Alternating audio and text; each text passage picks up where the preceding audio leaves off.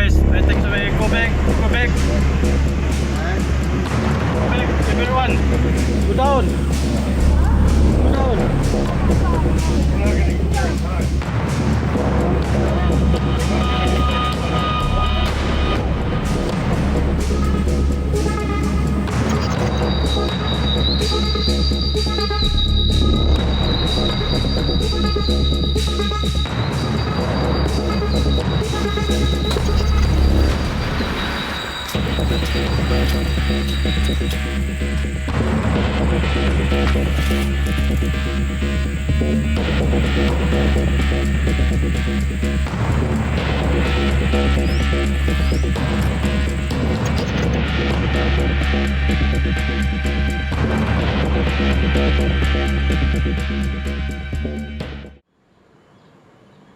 Malaysia, negara bertuah kerana terletak di luar lingkaran gunung berapi Pasifik yang melalui Filipina dan Indonesia. Bagaimanapun, berikutan kedudukan yang secara tektonik begitu hampir dengan Filipina, beberapa daerah di timur Sabah dikesan berada pada garis sasar aktif gempa. Antara kawasan berkenaan adalah Lahad Datu yang pernah merekodkan gegaran melebihi 6 skala Richter dalam kejadian gempa yang berlaku pada tahun 1923 dan 1976. Paling terbaharu Lahad Datu dilanda gempa bumi adalah pada 4 Julai 2020 lalu dengan gegaran 3.5 skala Richter. Di kawasan ini terdapat dua garis sasar aktif iaitu garis sasar Lahad Datu dan garis sasar Tabin. Selain gempa bumi, tidak ramai yang tahu Lahad Datu turut menempatkan lokasi letusan lahar lumpur atau mud volcano. Pada 18 September 2022, sekitar jam 10 pagi, satu letusan lahar lumpur direkodkan berlaku di Tabin. Letusan selama 2 minit ini berlaku di garisan sasar aktif Tabin dan telah memuntahkan lahar lumpur setinggi kira-kira 6 meter. Ya, untuk kawasan Lahad Datu ini, mud volcano ini adalah sangat signifikan dengan kejadian gempa bumi. Namun, tidak semestinya aktiviti mud volcano ini akan jadi seperti gegaran. Tetapi akibat dari pemampatan itu sendiri atau pressure yang tinggi itu akan menyebabkan lumpur yang berada di bawah bumi ini akan keluar ke permukaan.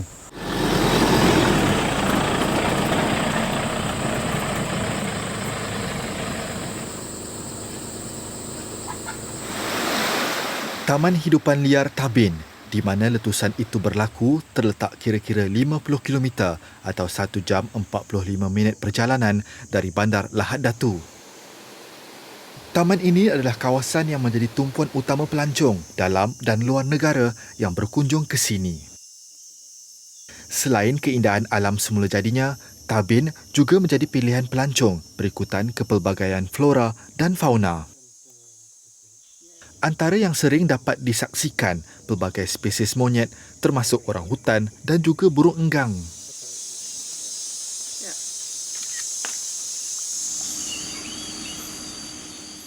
Sementara pada waktu malamnya pula, pengunjung berpeluang untuk melihat spesies musang, tupai terbang dan burung hantu.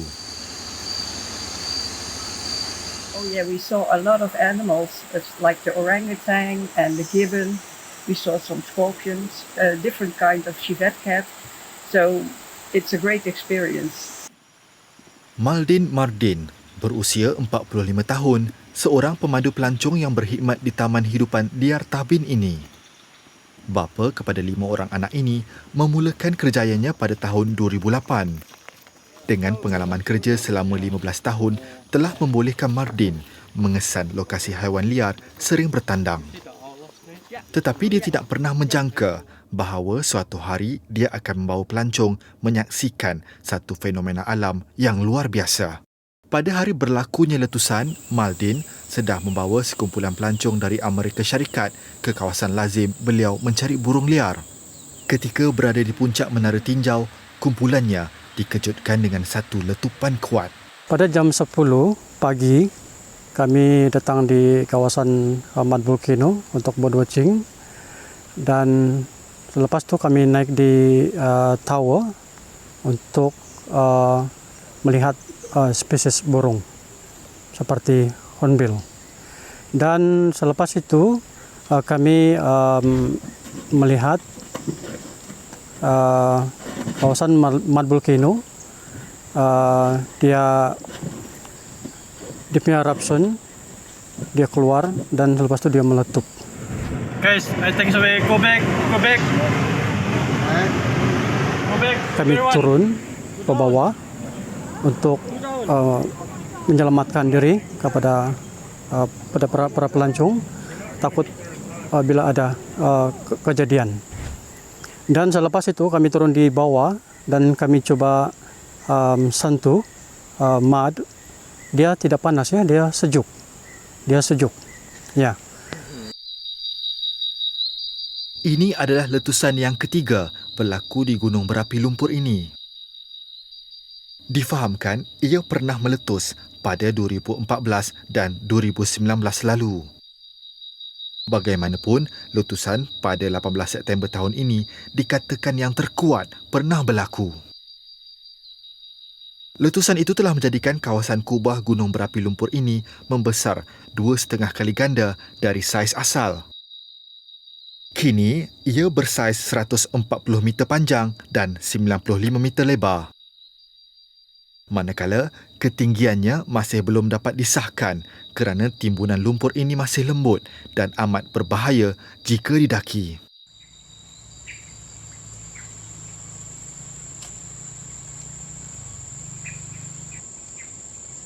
Bagi merekod data berkenaan pergerakan kerak bumi di Lahad Datu, Jabatan Mineral dan Geosains Sabah telah memasang sebuah stesen penanda aras gempa di Sekolah Menengah Kebangsaan Silabukan.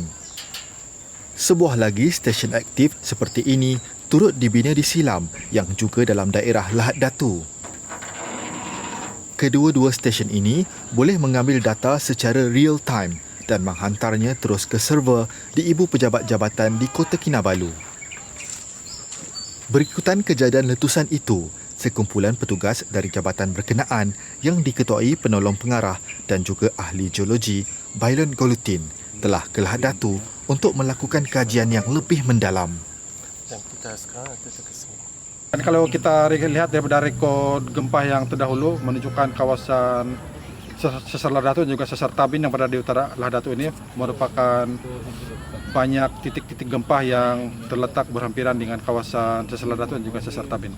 Kalau ada keperluan kita datang sini untuk download bila berlakunya aktiviti yang luar biasa lah. Contohnya baru-baru ini kita mengalami satu keadaan fenomena yang unik, yaitu berlakunya letusan vulkanik lumpur di kawasan Tabin. Bagi tujuan mengesan pergerakan kerak bumi, pihak jabatan telah memasang alat pengesan yang ditanam pada batuan dasar yang terletak di kedalaman 7 meter dari permukaan tanah. Ia kemudiannya disambung ke stesen penyimpanan data yang akan menghantar isyarat ke Ibu Pejabat setiap kali ia mengesan aktiviti seismik di kawasan berkenaan.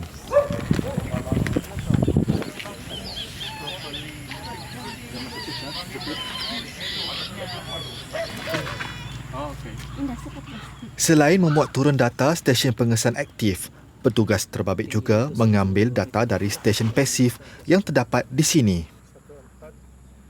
Di stesen pasif ini, mereka akan melakukan pengukuran bagi menentukan sama ada berlakunya kenaikan atau penurunan aras permukaan bumi kesan daripada pergerakan kerak bumi ataupun gempa. Tujuan stesen ini adalah untuk memantau pergerakan sesar aktif di kawasan Lahad Datu ataupun dalam bahasa laymannya untuk memantau pergerakan kerak bumi lah. Di mana di kawasan Lahad Datu ini adalah satu kawasan yang aktif seismik di Sabah ini lah. Di samping Ranau, Lahad Datu juga adalah kawasan yang sering dilanda gempa bumi lah. Jadi tujuan kami memasang alat ini adalah untuk mengesan berapa kadar pergerakan kerak bumi ataupun sesar aktif di kawasan Lahad Datu lah.